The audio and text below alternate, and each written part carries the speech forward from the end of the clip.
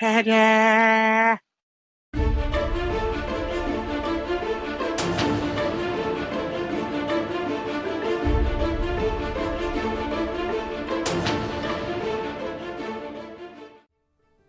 Hello gamers, Matthew here from Grey Army Gaming and the Fantasy Consortium. Well, it's official. The end is near. In the Fantasy and Age of Sigmar front, we got good news and bad news. Good news is we're doing an End Times campaign that Luca is heading up, and I think it's going to be spectacular. It's going to go throughout March and maybe a bit of April on Saturdays. That's the good news. The bad news, it means the end of our Warhammer Fantasy coverage for now, because we're going to be kicking off an Age of Sigmar narrative campaign that'll be going on Saturdays in April. That'll be going on Saturdays instead of Warhammer Fantasy. I know we've already received a lot of comments from Warhammer Fantasy players, some saying, well, that's the only reason I'm a Vault member, I'm going to cancel. I understand, I get it. That's it. Whenever we stop covering something that we've covered, especially for a while, that people do get upset by that. And I understand. If that's the only reason you come and watch us, I understand why you need to cancel your Vault membership. But the fact is, the Age of Sigmar audience is much bigger, so we need to give that much more of our attention. And it has a lot of potential to be really cool, too. I have terrain being made right now by Lee and by Greenleaf Terrain. Should be spectacular. And we're working on rebasing our models to circular bases and getting new armies as well. We're really pouring into our Age of Sigmar coverage what we do for 40K as well. So it's really expanding on those things. Well, there you have it, folks, from the mouth of Matthew from Miniwargaming.com himself. Now announcing the news that the Fantasy 8th Edition Old World War series at Miniwargaming is now coming to a close. Now, I don't know about you, but this news leaves me feeling a bit sad. It was a couple years ago that I first stumbled across the Old World War series at Miniwargaming, and I was so captivated by the battle reports.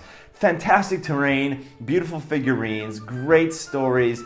We had great content producers, and just an all-around great gaming experience. And it was this that really inspired me to get back into fantasy wargaming after I had taken something like a 20-year hiatus.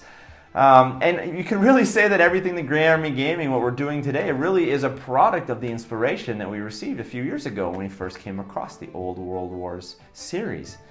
Now, it's sad because there are very few people on the internet who are doing Fantasy 8th Edition batreps as well as Miniwargaming does them. And so in leaving this series behind, Miniwargaming is really leaving a huge void in the gaming community. Now, I know I'm not the only one who's really feeling this sadness at the end of the Old World War series. If you go back and look at some of the comments on Matthew's video, there's a lot of people who are talking about how the Old World War series was really the highlight of their week. It was the crown jewel of their weekend and of their week, that they could come each and every Saturday and watch this great episode of 8th Edition Fantasy. And as Miniwargaming has continued to release Old World Wars video now as they wrap things up, you see also there that people are leaving comments talking about how much that they are going to miss this series. What this makes clear to me is that there is still a community of Fantasy 8th Edition people who still want good content and who are still looking to continue on in the Fantasy 8th Edition Warhammer tradition. Miniwargaming hasn't quite wrapped up the series yet. They're continuing on with an End Times campaign that they're calling Hornheim, an End Times story. And what this will be is they're going to release a few more bat reps over the next few weeks, probably leading into April, maybe possibly even May. And after that, they are really going to then put a cap on the series, put it aside, and move on to other things like Age of Sigmar and other kinds of series that they have been producing. In response now to some of the feedback and comments that they have received, Miniwargaming has been clear that although they are setting aside the Old World Wars series for now, it's not going to be in their regular lineup anymore, they still are going to leave open the possibility that they will do some Fantasy 8th Edition bat reps in the future. So for example, Luca in one of the recent Hornheim episodes, he mentioned this. Hey there Wargamers, Luca here from Miniwargaming to give you a little story time about the Hornheim narrative campaign that Steve and I will be playing for our Fantasy Battle Reports, kind of like the outro of the Fantasy series. Now it's not done for good, of course. There'll be fantasy games in the future, but as of right now we'll be focusing on Age of Sigmar.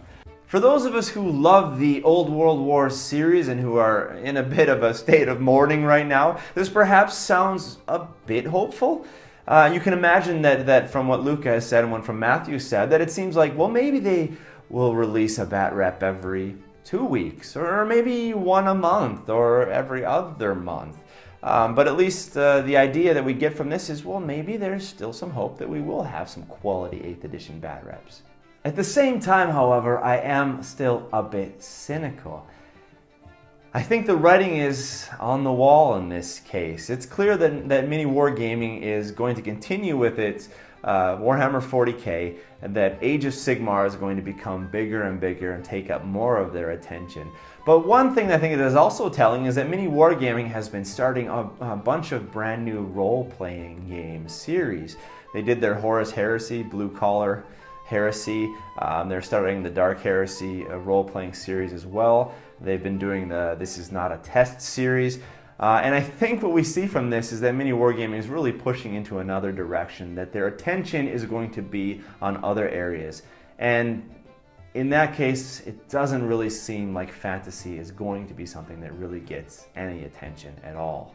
In this respect, I think we have good reason to interpret the words of Matthew, to interpret the words of Luca, these little nuggets of hope that they've thrown out to the fantasy community, to interpret these words the way that we would interpret the words of somebody who has just gone through a breakup when they say, we're not going to be together anymore, we've got no future, but let's still be friends, let's still hang out. And as we know from relationship breakups, these sort of words, they work for a while. Maybe the couple, even though they have split up and gone their separate ways, maybe they still are friends for a little bit. Maybe they talk to each other, see each other every once in a while. But as we know, as time goes on, they see less and less of each other. And something else happens when eventually one of them, or both of them, falls in love with somebody new, and they simply move on. To draw out the analogy now, it's almost as if Miniwargaming has gone through a breakup with Fantasy 8th Edition. And even though they're saying, well, let's still hang out, let's still be friends, let's still talk with each other, as Miniwargaming moves on to different loves, in this case expanding their Age of Sigmar campaigns and their role-playing game campaigns, I think what we're going to see, unfortunately, is that fantasy is eventually going to fade out altogether from the Miniwargaming game selection. Come on, Matthew, that sounds super depressing. And you're right, it is super depressing. It's sad and depressing when something you really love and something that you're really passionate about begins to disappear.